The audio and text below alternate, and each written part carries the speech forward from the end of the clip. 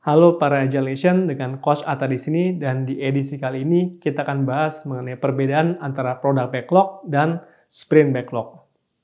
Product backlog adalah suatu list atau daftar atau kumpulan requirement atau kebutuhan dari customer atau user.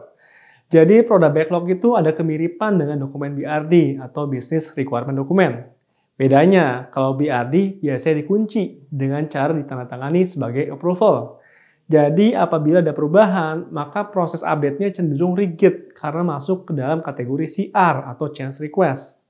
Sedangkan product backlog ini bisa dan boleh selalu diupdate karena sifatnya adalah suatu living document. Dan oleh karena itu juga lah pendekatan kerja agile itu sifatnya adaptif dan fleksibel karena ruang lingkupnya atau requirement-nya bisa diubah sesuai dinamika yang terjadi.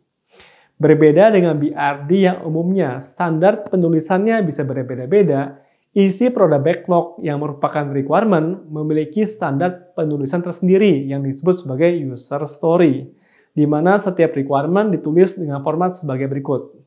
As a role, I want to function so that value. Atau dalam bahasa Indonesia kurang lebih seperti ini.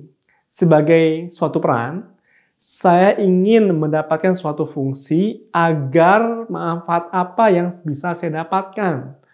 Tujuan dari format penulisan user story seperti itu adalah untuk memastikan siapa atau peran apa yang akan menggunakan hasil atau manfaat dari requirement tersebut apabila dibuat dan alasannya untuk apa. Nah, balik lagi ke product backlog yang merupakan living document. Mungkin yang jadi pertanyaannya adalah apakah semuanya harus dikerjakan? Tentu jawabannya adalah belum tentu semuanya harus dikerjakan. Untuk itulah kita harus mengetahui arti dari sprint backlog. Sprint backlog pada dasarnya adalah requirement atau user story yang berada di product backlog. Tapi dipilih untuk dikerjakan dan diselesaikan dalam suatu sprint. Oleh karena itu disebut sebagai sprint backlog. Nah, di saat kapan dipilihnya? Jawabannya adalah saat sprint planning. Apa sih justifikasi suatu user story yang berada di product backlog dipilih menjadi sprint backlog? Jawabannya adalah satu, yaitu berdasarkan prioritas. Apa yang terjadi apabila semuanya dianggap prioritas? Jawabannya adalah tidak mungkin semuanya prioritas. Pasti ada yang lebih diutamakan dan tidak. Untuk itu kita bisa paretokan untuk mencari yang benar-benar diprioritaskan. Pada akhirnya kita hanya punya satu sprint.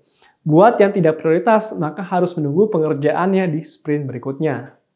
Nah, tips dari Coach Atta adalah, yang pertama, untuk product backlog, agar penulisan user story harus lengkap, agar justifikasi suatu user story itu penting untuk diprioritaskan langsung dapat diidentifikasi, walaupun memang melelahkan dalam membuatnya. Yang kedua, untuk sprint backlog, agar memahami teknik-teknik prioritas, sebisa mungkin jangan menggunakan penomoran dalam prioritas, karena tidak ada yang ingin dinomor duakan. Karena apabila semuanya high priority, maka tidak ada lagi yang high priority. Oke, sekian dulu untuk Agile in 5 Minutes-nya. Apabila Agile Nation punya ide apa yang perlu kita eksplor bersama, tulis di kolom komen di bawah ini. Dengan Coach Atta di sini, mengucapkan terima kasih dan sampai jumpa di edisi lainnya Agile Nation.